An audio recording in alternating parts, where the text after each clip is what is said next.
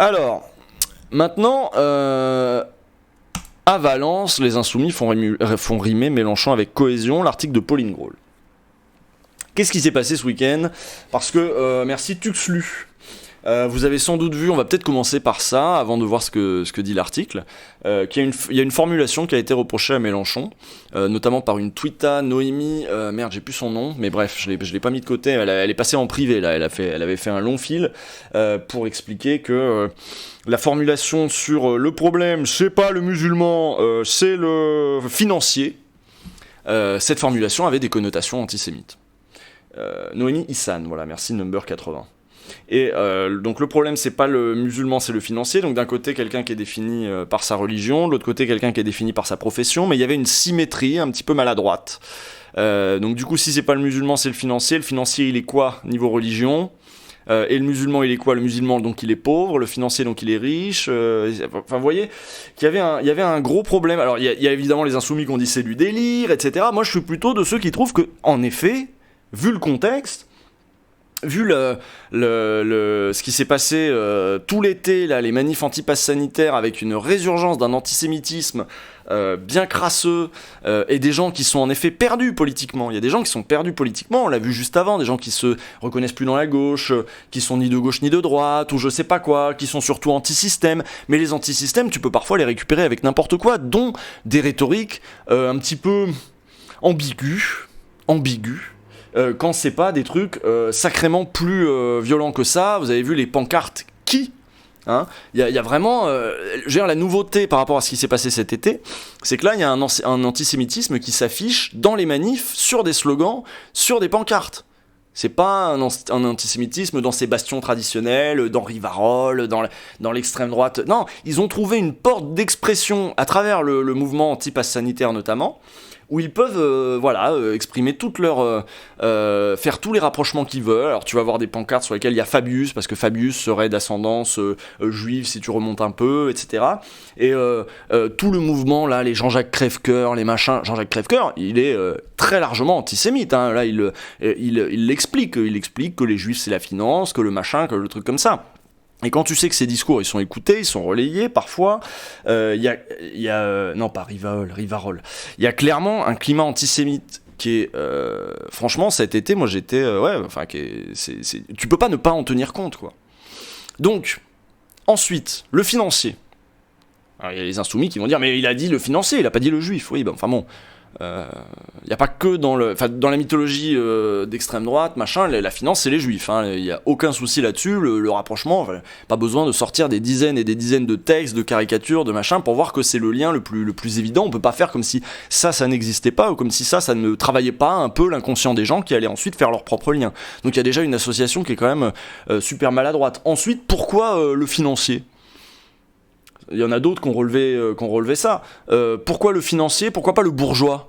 Pourquoi pas le problème c'est Bernard Arnault ? Plutôt que de dire le problème c'est le financier. C'est qui le financier ? Voilà, ça renvoie à qui ? Ça renvoie à quoi ? Ou alors tu cites clairement, je sais pas, les fonds de pension, tu peux dire des trucs un peu plus précis. Le financier, c'est pareil, en plus, plutôt que à gauche, normalement, on est censé faire la critique d'un système. Donc le problème, c'est pas le financier, c'est le capitalisme. Ou la finance, à la limite, même la finance, c'est moins ambigu. Bon, alors, il y a ceux qui... ce qui m'a choqué le plus, là, dans cette polémique, c'est pas que Mélenchon fasse cette phrase maladroite, un petit peu ambiguë, et pas franchement très heureuse. C'est les défenses derrière des insoumis derrière qui sont venus dire c'est n'importe quoi, vous délirez complètement, incapables d'écouter. À partir du moment où leur chef a dit qu'il se remettrait pas en question parce que de toute façon tout le système médiatique est contre lui et que s'il commence à céder sur un truc, ensuite il va passer son temps à faire des mea culpa, donc je crois que sa ligne c'est certainement pas, je vais nier, point barre, il y avait rien d'antisémite, machin.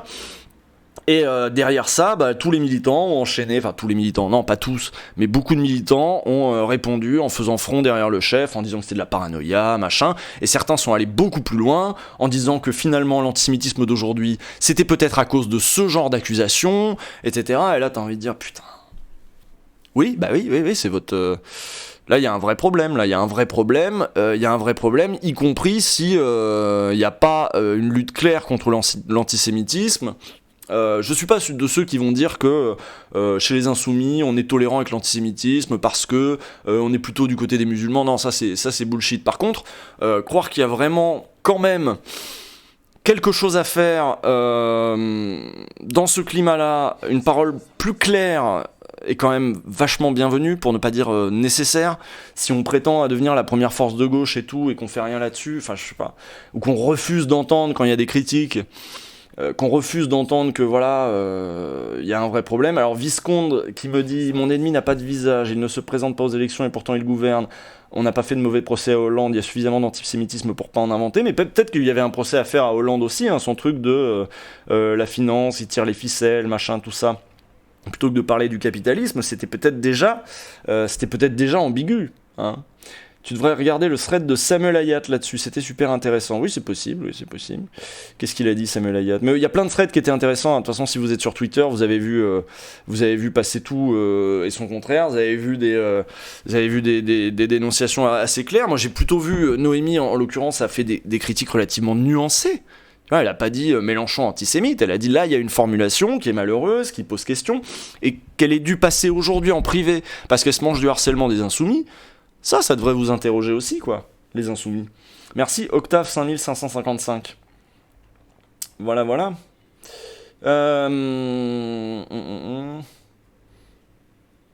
Qu'est-ce que vous dites? J'imagine que dans le chat c'est partagé, hein, parce que je sais que j'ai pas mal d'insoumis chez moi, hein.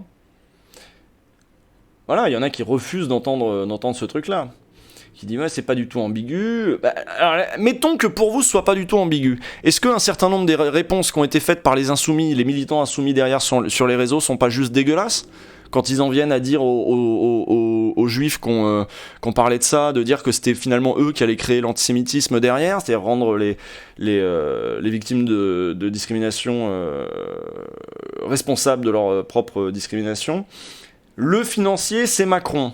Ah, est-ce que le financier, c'est Macron? Bah à ce moment-là, tu dis Macron, tu vois, c'est moins ambigu. Parce que, vous voyez, si on est là à s'écharper sur la définition de qu'est-ce qu'il y a le financier, c'est bien qu'il y a un problème. Merci, là-haut. Le financier, nanana, non, oui, bon, d'accord. Je lis un peu vos réactions, quoi. Merci, Oulikumi, qui dit, ça fait toujours plaisir un anniversaire. Quel anniversaire? Ah, pour ton 5e mois? Oui, je sais pas. Oui, c'est à minimum un peu confus, quoi. Est-ce que je participe pas à un emballement médiatique? Bon, là, de toute façon, je pouvais pas ne pas en parler. Je parle des trucs, on va parler des insoumis. Moi, je trouve que c'est le petit raté, même si il est évident que là-dessus, je trouve ça quand même assez important. Tu peux pas juste foutre tout ça sous le tapis, quoi. Non, ouais, il y a plein de trucs qui vont pas dans les réactions, mais y compris dans le chat, hein, y en a qui, bon, voilà, disent est-ce que c'est vraiment opportun de souligner ce nouveau dérapage de Mélenchon? Bah, moi, je trouve que oui. Je trouve quand même que oui. J'attends de voir aussi la suite, quoi. J'attends de voir les éclaircissements et peut-être un petit peu de mea culpa, mais enfin bon, c'est en attendre un peu beaucoup, là, je pense. Non, il y aura pas de sondage, là-dessus. Je pense qu'on va pas faire de sondage dans le chat.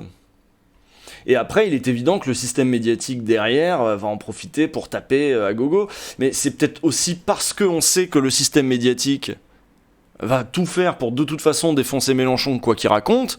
Je pense que t'ajoutes à ça en plus le climat antisémite en ce moment, là, avec la résurgence de cet antisémitisme anti-pass sanitaire, machin. C'est justement le moment pour être super clair et super irréprochable sur ces questions.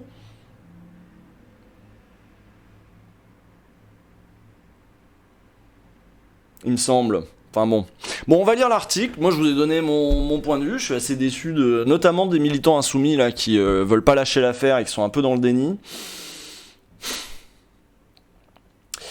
Et Néphraïm qui dit en plus Mélenchon c'est pas Joe le Pecno, c'est un orateur, il connaît le poids des mots. C'est peut-être pas le moment en effet de parler le financier, je sais pas. Peut-être qu'il y a l'idée peut-être d'entretenir une confusion. Moi, je trouve que ça entretient une confusion, en espérant que les gens se disent, tiens, derrière le... Parce que peut-être que vous dites derrière le financier, bah, c'est la finance, c'est les Goldman Sachs, c'est les grandes banques, c'est les grandes puissances d'argent, les fonds de pension, et tout ce que tu veux. Vous dites sans doute ça, mais il y a plein de gens qui se disent pas ça, et peut-être que le choix de ce mot, c'est aussi pour rallier les gens qui vont se dire « Ah, le financier, ah, ça colle avec ma vision du monde dans laquelle il y a Big Pharma, quelques-uns qui tirent les ficelles, on sait qui, hein, la communauté, machin, ça colle, pourquoi pas ?» Donc l'ambiguïté, elle est là. Si quelqu'un comme ça peut se reconnaître dans ce genre de phrase, oui, il y a ambiguïté.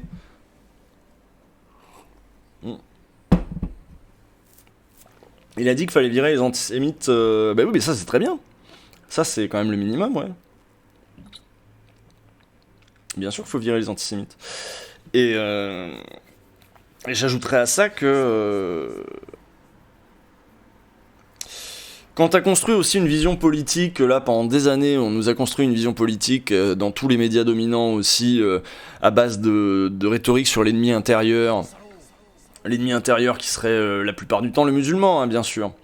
Mais il en faut peu pour que des forces se réveillent et commencent à dire que oui, si le problème c'est que la France c'est plus la France, qu'on est dans le déclin à force d'être consumé de l'intérieur, alors pour certains ça va être le musulman, et puis pour d'autres c'est l'occasion, si tu adhères au modèle global, de dire et puis le juif, tiens là on peut oublier le juif, ça faisait longtemps qu'on n'avait pas parlé des juifs et pourtant nanani nanana nanani.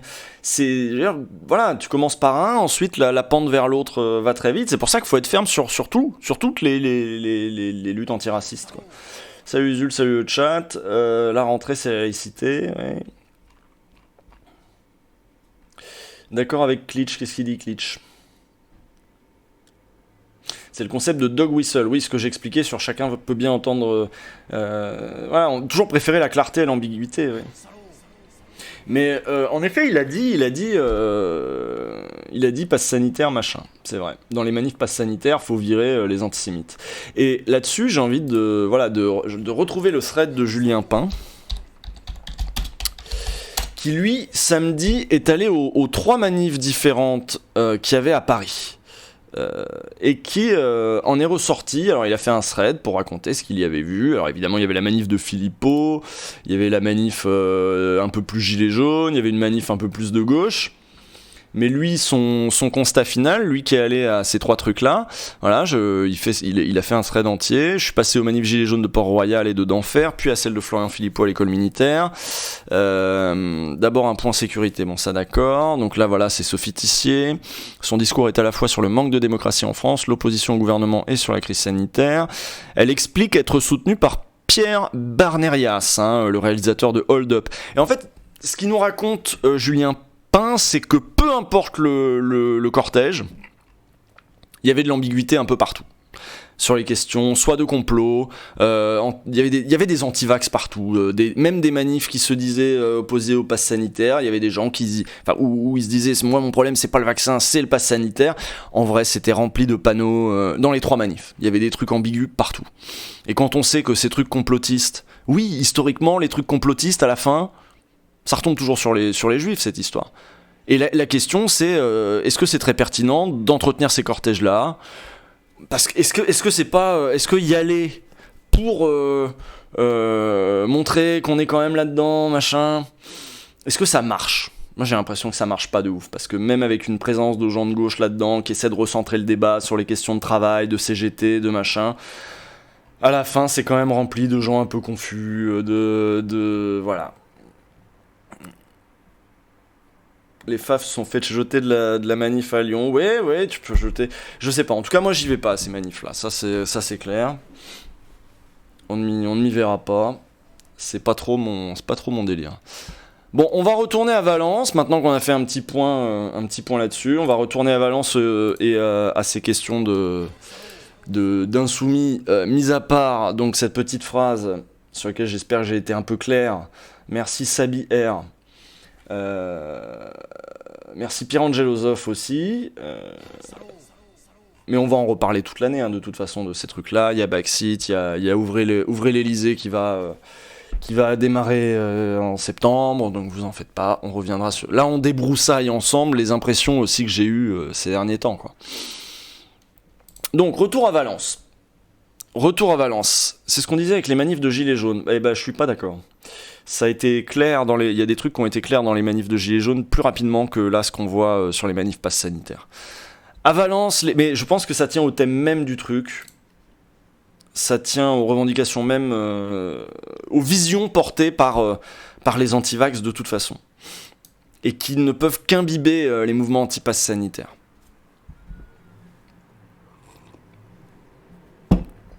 Pour sa rentrée politique, l'Insoumis, donc, à Valence, l'Insoumis s'est posé en candidat de la radicalité apaisée. Parce que, une fois qu'on a dit ça sur le dog whistle, etc., le dog whistling, merci Super Jésus 2, merci Kiki. Mais une fois qu'on a dit ça, on n'a pas dit le reste de ce qu'il avait raconté. Et bon, ici on est quand même là pour regarder en entier, et pas juste la dernière polémique, mais aussi regarder en entier ce qu'il a raconté. Et donc c'est un reportage de Pauline Grohl qui est allée à Valence ce week-end, ce que je n'ai pas fait cette année. Évidemment qu'on va la gagner, cette présidentielle. Sur la scène, la députée Mathilde Panot chauffe une foule frémissante de drapeaux tricolores sous un matinal... Oh putain, ça y est, je galère. Ça y est, je commence à fatiguer.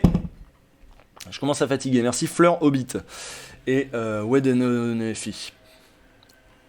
La fatigue est là. Donc, évidemment qu'on va la gagner cette présidentielle. Mathilde Panot chauffe une foule frémissante de drapeaux tricolores. Sous un Mistral frisqué, il y a des allitérations là, très élégantes. Sous un Mistral frisqué, le meeting de rentrée de Jean-Luc Mélenchon, organisé ce dimanche 29 août sur les bords d'un lac à côté de Valence, dans la Drôme, vient clore, comme chaque année, les universités d'été, les amphis, dans le jargon, de la France insoumise. Merci Broomf qui dit enfin ton retour, j'ai enfin pouvoir partager ma tristesse de gaucho. À moins d'un an du premier tour de la présidentielle, ce rendez-vous a une teneur particulière. Sur la scène de concert, Jean-Luc Mélenchon est venu donner le ton pour les 8 mois à venir avec un discours tenu et largement débarrassé des scories populistes et autres formules assassines dont il est pourtant friand. La radicalité apaisée contre la violence du néolibéralisme. Ainsi pourrait s'écrire le récit de la bataille qui s'annonce à l'ombre de la force tranquille mitterrandienne. Plus rond, plus précis, moins lyrique que d'ordinaire, le député des Bouches-du-Rhône a réitéré son objectif de changer la vie, référence à Mitterrand encore. Face à la brutalité de Macron, il a appelé à multiplier les moyens de cohésion dans la société, à arrêter les faux débats sur la laïcité ou encore les vax et les anti-vax, à évoquer le compromis social qu'il mettra en œuvre dans son futur mandat. Je sais pas si le débat entre les vax et les anti-vax est un faux débat. Moi, j'ai vraiment tendance à dire que on s'honorerait à pas être le camp des antivax, point barre, et même à les combattre au nom de la lutte tout simplement contre l'obscurantisme, contre... Voilà, bref. Assez de détestation, plus d'action, plus de solutions, plus de votes positifs, plus de mobilisation de la société. A-t-il clamé derrière son pupitre, une nouveauté destinée à ancrer dans l'espace celui qui se déplaçait jusque-là à chaque meeting d'un bout à l'autre de la scène, puis de concéder, en riant, « C'est vrai que nous... on déteste pas mal, mais ce n'est pas ce qui nous guide dans la vie. » Jean-Luc Mélenchon rasséréné, semblant aborder cette troisième campagne présidentielle d'affilée avec une sobriété qu'on ne lui connaissait guère, c'est que cette fois, les années Hollande sont loin. Plus question, pour l'ancien socialiste, de clamer sur tous les tons la rupture avec cette gauche qu'il a si souvent méchamment moquée. L'heure est venue de rassembler. D'où la stratégie de l'Union populaire, destinée à déborder le cadre de la France insoumise pour aller chercher l'électorat au-delà des cadres partisans actuels. Si la structure demeure, elle n'apparaît plus au premier plan, les logos FI ont disparu de l'affiche, façon au passage de gommer les mauvais souvenirs de ces dernières années qui continuent de coller à la peau de la formation créée en 2016, l'épisode houleux des perquisitions, les affaires judiciaires ou les critiques sur le manque de démocratie interne. La mise en avant systématique du leader charismatique, qui après quelques récentes sorties mal maîtrisées, et finalement il y en a une de plus, raréfie désormais ses prises de parole, a elle aussi été atténuée pour laisser davantage d'espace au collectif des parlementaires à ses côtés. Le bon boulot à l'Assemblée comme au Parlement européen, c'est aussi un gage de crédibilité, souligne le député de Montreuil Alexis Corbière, qui pointe que l'équipe sera un soutien de poids pour éviter aux candidats de 70 ans d'aller s'épuiser seuls sur les plateaux télé et les matinales radio comme en 2017. Pendant que les autres débattent, on avance, nous dit Éric Coquerel. Quant à cette rentrée politique, elle a été habilement mise en scène autour du programme « L'avenir en commun ». Manière là encore de se décentrer de la personnalité clivante de Jean-Luc Mélenchon et surtout de rappeler que LFI reste à ce jour la seule formation à disposer d'un socle programmatique, tandis que le PS et les Verts qui préparent leur primaire sont tout occupés à leur casting. Pendant que les autres débattent, on avance, résume Éric Coquerel, persuadé que seul un recadrage des débats sur les questions de fond permettra à la gauche de tirer son épingle du jeu face à une droite obsédée par l'islam et le wokisme. Le PS aussi. À Valence, les cadres insoumis de la formation avaient ainsi apporté dans leur bagage un sondage réalisé à leurs frais auprès de l'Institut Harris Interactif. Et ça, c'est assez nouveau de voir que ils vont commander leur propre sondage maintenant, dis donc. Je les avais pas vus faire ça avant. C'est malin, c'est pas con. Donc ils ont commandé leur propre sondage en posant leurs propres questions. On en avait parlé aussi, l'Humanité avait fait un sondage qui avait été intéressant aussi en fin de saison dernière, là, mais ils le font aussi. Donc, un sondage pour démontrer, chiffre à l'appui, que les 42 principales propositions de leur programme sont majoritaires dans l'électorat. Nous venons d'apporter la preuve que ce que veut le peuple, c'est exactement ce qu'il y a dans le programme de l'avenir en commun, a renchéri lors de sa prise de parole dimanche Jean-Luc Mélenchon. Et là, on rejoint l'article qu'on lisait juste avant sur oui, non, la France se droitise pas. Les Français sont prêts au changement, sur l'écologie, sur le travail, au niveau des valeurs de tolérance, etc., etc., quoi. Donc là, c'est une bonne strate. 60% des Français sont partisans de la 6ème République, 8 Français sur 10 sont pour le droit de mourir dans la dignité, 9 Français sur 10 sont pour interdire le glyphosate, 7 sur 10 sont pour la retraite à 60 ans. La bonne nouvelle, avec un tel plébiscite, la candidature de Mélenchon devrait logiquement l'emporter l'an prochain. La moins bonne... Force est de constater qu'entre les sondages plaçant le candidat insoumis aux alentours de 10% et les mauvais résultats aux européennes de 2019 puis aux élections locales, Jean-Luc Mélenchon peine pour l'heure à incarner un débouché politique évident. L'abstention piège à con. Un problème que ne nie pas Manuel Bompard, son directeur de campagne. Manuel Bompard qui dit « C'est tout l'enjeu de cette campagne, transformer l'adhésion au programme en vote ». Souligne donc évidemment pour contrer le fait que Mélenchon sent parfois le soufre et voilà, tout le monde n'a pas une bonne image de Mélenchon. Ils en reviennent toujours au programme. Souligne l'eurodéputé qui reconnaît à mi-mot que la question de l'incarnation, on dit pas le problème c'est Mélenchon, on dit le problème c'est la question de l'incarnation, parmi d'autres, pourrait expliquer la dissonance entre l'adhésion aux idées de gauche et les déceptions électorales de ces 2 dernières années. Alors que faire ? Jean-Luc Mélenchon ne s'en cache pas. Sans une participation massive, la défaite est certaine. L'abstention est le pire qui puisse nous arriver. Plus ça vote, plus nous sommes forts. L'abstention, décidément, est un piège à con, a répété l'intéressé à la tribune, parodiant le slogan 68 arts. On le voit clairement dans les sondages, abonde Manuel Bompard, plus la participation croît, plus on monte, et plus Macron et les Verts descendent. Plus elle s'effondre. Plus on baisse et plus elle monte. Ouais, enfin bon, bref, vous avez compris. Moins les gens votent, plus les gens votent mal. Plus en fait, c'est que les bourgeois qui votent et ils votent conservateurs, quoi. Merci Gladelfera. Merci Jules pour ton taf, content de ton retour. Merci Morgantos aussi pour ton prime. Vous êtes encore sur les questions d'antisémitisme dans le chat.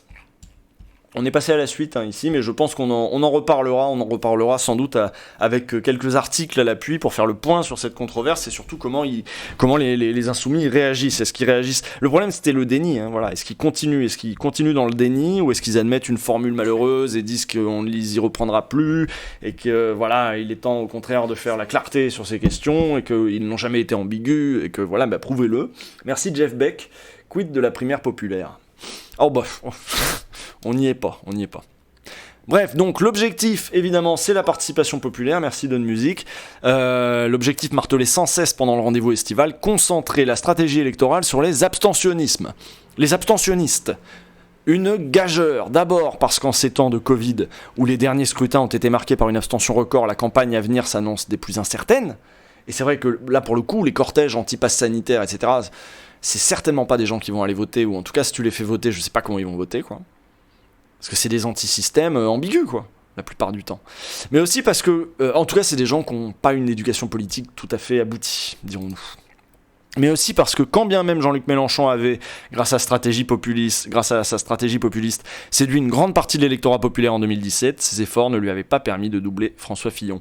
Chez les Insoumis, on se rassure désormais, l'échéance présidentielle est un vecteur de forte participation, et la profusion des candidats aidant, le ticket d'entrée pour accéder au second tour, pourrait se voir abaisser à moins de 20% des voix. Et puis 2022, il n'est pas exclu qu'il y ait 2 candidats de droite, qu'à côté de Marine Le Pen et Éric Zemmour, etc. Donc un ticket d'entrée un peu plus bas. Et puis 2022 réservera son lot de surprises, assure Manuel Bompard, qui liste les évolutions de la bataille idéologique depuis 2017. Côté pile, l'apparition de nouveaux mouvements sociaux, comme les Gilets jaunes, ou la montée en puissance des thématiques féministes, LGBT, qui ont agi comme des creusets de politisation populaire. Quant à la crise du Covid, elle a réactualisé les réflexions sur la souveraineté et l'État-providence. Côté face, la politisation à droite, cette fois de certains corps de l'État, comme la police, souligne l'eurodéputé, mais aussi la mainmise de l'extrême droite sur certains médias. Bon, là, le constat de Manuel Bompard me paraît plutôt lucide. Reste une autre différence majeure depuis 2017. L'éparpillement des candidatures de la gauche à un moment où le total gauche plafonnerait à moins de 25% dans l'opinion. Alors qu'il y a 5 ans, deux blocs, LFI et le PCF d'un côté, le PS et les Verts de l'autre, se faisaient concurrence, aujourd'hui pas moins de 8 candidatures, en comptant le parti animaliste, sont en lice, dont celle du communiste Fabien Roussel, qui veut lui aussi reconquérir les classes populaires, on en a parlé un petit peu avant, si vous nous rejoignez en cours de route, ce sera dans le replay, et celle à venir d'Arnaud Montebourg, qui a d'ores et déjà rallié à lui plusieurs anciens cadres insoumis de premier plan, dont l'économiste Liem Hangnok, qui a profité du week-end valentinois pour l'annoncer. Ah ouais, tiens, je savais pas ça. Deux gros cailloux dans la chaussure insoumise que les stratèges du mouvement, donc les deux gros cailloux pour Pauline Grohl, les deux gros cailloux, c'est Arnaud Montebourg, c'est vrai, et Fabien Roussel. Et c'est vrai que ça, c'est les deux... Tu vois, on pense pas que Hidalgo va pas piquer du vote insoumis. Par contre, Roussel et Montebourg, c'est moins dit. Merci Ornithogeek. Content de te revoir, mon petit marxiste jospiniste. Deux gros cailloux donc dans la chaussure insoumise que les stratèges du mouvement tentent à tout prix de minimiser. Tous espèrent en off que la ligne dure de Fabien Roussel sur les sujets régaliens, immigration, sécurité, laïcité, conduira certains militants à revenir dans le giron de Mélenchon, ça j'y crois assez en effet. Concernant le chantre du Made in France, on suggère que sa candidature pourrait faire long feu, auquel cas il serait alors bienvenu dans l'aventure. C'est-à-dire il y a pas mal de gens qui pensent que Montebourg pourrait tout à fait juste ne pas avoir ses 500 signatures, ne pas avoir de candidature, quoi, tout simplement. Au prix d'un ralliement, au prix de promesses, au prix de négociations, je sais pas quoi, il pourrait tout à fait se ranger derrière Mélenchon, ou Hidalgo, hein, ça va dépendre de lui, vu qu'il est parti sur des trucs droitiers, là, il n'est pas dit que ce soit pas Hidalgo, d'ailleurs. Quoi qu'il en soit, interdiction pour l'instant d'agonir les concurrents à gauche. Roussel nous tape dessus pour tenter d'exister, on ne va pas se mettre à son niveau, ce serait lui accorder trop d'importance, confie un cadre qui estime que la meilleure réponse a eu lieu ce week-end. Huguette Bello, ex-député... Ah oui, ça c'est leur dernière prise de guerre, je sais pas si vous avez vu. Huguette Bello, ex-députée communiste élue présidente de la Réunion avec le soutien de LFI au mois de juin, a en effet fait le voyage à Valence pour accorder son soutien plein et entier à la candidature de Jean-Luc Mélenchon à la présidentielle. Et ça c'est une sacrée prise de guerre. C'est une présidente de région quand même. Il ne faut pas tomber dans le piège des petites phrases, avertit la députée Clémentine Autain. La présidentielle ne doit pas être une primaire de la gauche, un entre-soi agressif où chacun essaie de se différencier des autres. Un signe, selon elle, que tout le monde aurait d'ores et déjà intériorisé la défaite. Elle a raison là-dessus aussi, Clémentine Autain. Il est 20h. Il est 20h, ça fait 2 heures qu'on stream. Et on va commencer le dernier article. Merci Antasio, merci Namande qui dit un coucou rapide pour dire le plaisir de vous retrouver. Merci Namande. Huguette Bello, on dirait une sœur spirituelle de Jean-Luc. Elle est une bonne oratrice. Mais je crois qu'elle a fait un discours aussi. Elle a fait un discours au truc. Bah oui, de toute façon, elle est pas venue pour rien. Si elle est venue, on lui a laissé faire un discours quand même à Valence. Bah je l'ai pas écouté son discours. Ah, Vince, t'as été obligé de mettre... Ah non, tu l'as pas mis, au niveau modération. Gogo Huguette. Le PCF aux abois. Elle a parlé avant Mélenchon. Ah d'accord. Ok, Todd a dit qu'il aimait bien Montebourg. Oh, ça m'étonne pas de Todd, ça. Ça, c'est tout à fait son truc. Alors, on arrive enfin, pour terminer, au dernier article. Elle a fait un putain de bon discours. Attendez, on va se regarder un extrait ensemble. Allez, je vais chercher Huguette Bello.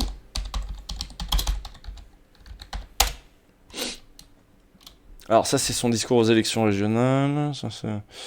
Il y a 2 mois. Ah non, donc c'était avant le discours de Mélenchon ? J'ai zappé toutes les prises de parole avant Mélenchon parce que j'ai écouté le discours cet après-midi. Ah oui, en effet. Et du coup, j'ai rien écouté, ni Mathilde Panot, j'ai juste mis Jean-Luc pour aller plus vite.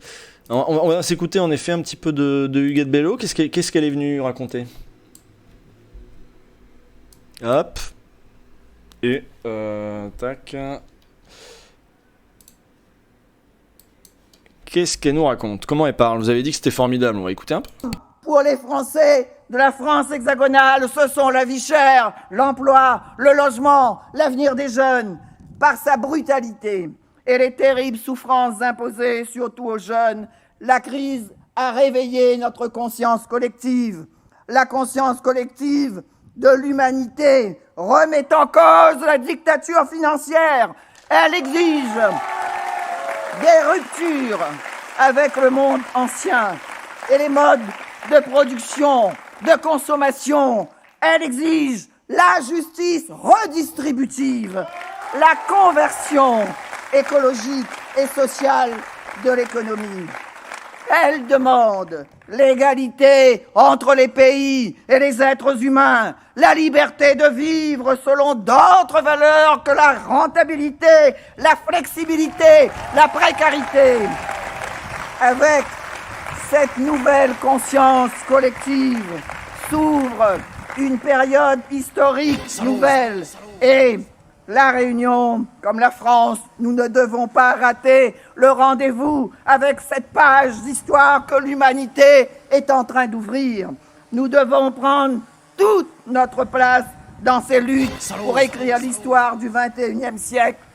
Ouais, en effet, il y a quelque chose, hein, ça a de la gueule.